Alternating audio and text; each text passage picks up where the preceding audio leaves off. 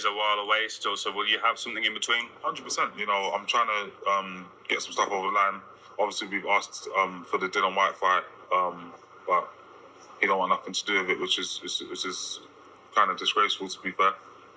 When you say he wants nothing to do with it, you've had conversations with his team, and then it's got 2 minutes. Conversations. My promoter had conversations, and they said they come back point blank and said he's scared. Like, there's nothing more I can kind of do except for say, we sat next to each other at a press conference. I said, win, lose or draw for him, I want that fight. It's a fight I've wanted since 2019. Like, we had our little back and forth, and Eddie Hearn and all the promoters that I've had known, I've always been pushing for that fight, like, because I always believed I'd beat him.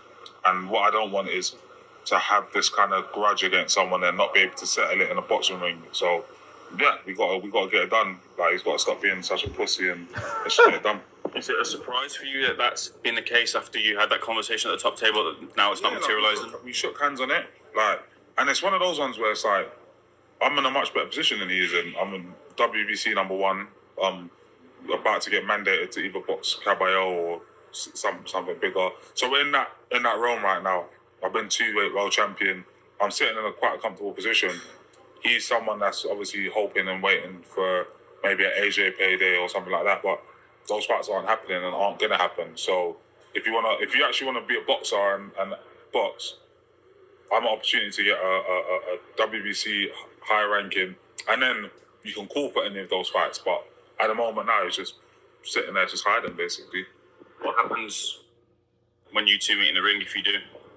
It'll be a savage stoppage. Like, I'll definitely stop him badly. I think stylistically, he's obviously always got grit, always a dog. But I'll knock him out. The rumour mill. Those are the words, once again, of Lawrence Okolie calling Dillian Whyte a P-U-S-S-I. Will you? That is the words of, or are the words of Lawrence Okolie. And let me counterpunch. I can feel Lawrence's frustration. You know, it's almost like the handshake was something that was a political thing to do, but not a realistic thing that you were going to do. You know, and I'm dying to hear what Dillian Whyte has to say. You know, the strange thing about Dillian Whyte, though, I am honestly disappointed in Dillian Whyte based on where he was in his career. You know, fighting someone like Lawrence Okolie would put him somewhere where he, I guess, would want to be. But then, you know, according to, you know, Lawrence Okolie, it's like, well, maybe he's not even, you know, wanting those type of fights, because we have seen the people that he's chosen lately.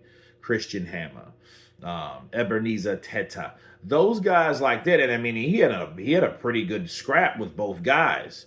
But I do understand it's to come back because he's been out for a while due to inactivity, right? Due to other reasons, right? So, you know, I can expect that, you know, from him to a certain degree. But it's almost seeming like these fighters, Jarrell Miller, Anthony Joshua, Dillian Whyte, they're all getting themselves in situations where they're injured. An injury is never promising, especially when you don't know the outcome or how successful your injury will heal. So it looks bad all the way through. But you got a guy like Lawrence Okolie that's coming to the heavyweight division from cruiserweight and is wanting these fights and not getting them. That's got to be frustrated in any stretch of the imagination, you know? On top of what he said, like, I would hate to have this grudge and this whatever against someone that I can't even fight. And I feel that. Why do I feel that? Because you guys know what it's been like the last, 7 years. We've had back and forth between Jarrell Miller, AJ, Wilder, Jarrell Miller, Tyson Fury, Deontay Wilder, which actually happened, Andy Ruiz, Dillian Whyte. Man, it's just been so many different back and forths from fighters that we've never seen fight, neither do I think we'll ever fight. We had so many people talking beef. Most of the channels were about what someone said to this person, and this person said to that person, and that person said this back to that person. It was a bunch of that shit. So I do feel Lawrence Okolie. I'm sorry. I'm like, look, if I'm not able to fight the man, I'm not going to keep talking about him because it's just a waste of energy. It is. It's a waste of energy. It's a waste of, voice, right? Vocal magic. It's a waste of that. I don't understand why Dillian Whyte didn't take the fight, but I do know he's injured because I think he sliced his finger or something like that. But yeah, but if I was Dillian Whyte, I would not let Lawrence Okolie call me a PUSSY, right? I wouldn't let that happen, and I think if Dillian Whyte, based on who he used to be the can man and everybody can get it and all this stuff. And if he doesn't want to fight Lawrence Okolie, it looks big on what his legacy used to be. He was a guy that did fight each and every fighter. You know what I mean? That he could get in front of them. And those guys were pretty good fighters. You see what I'm saying? So I don't know. And Lawrence Okolie's looking for his opportunity, and I say give it to him.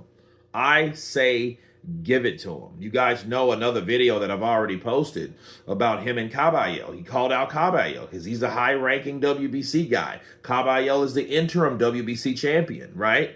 Up under who? Alexander Usyk, which is the full WBC champion. So, a lot of things should happen, but I just think it's mad disrespectful to call Dillian Whyte a PUSSY, and I do believe there are more than one side, so we have to hear what Dillian Whyte has to say about the blatant slur that Lawrence Okolie made towards him. Of course, please subscribe, and you guys been Counterpunch.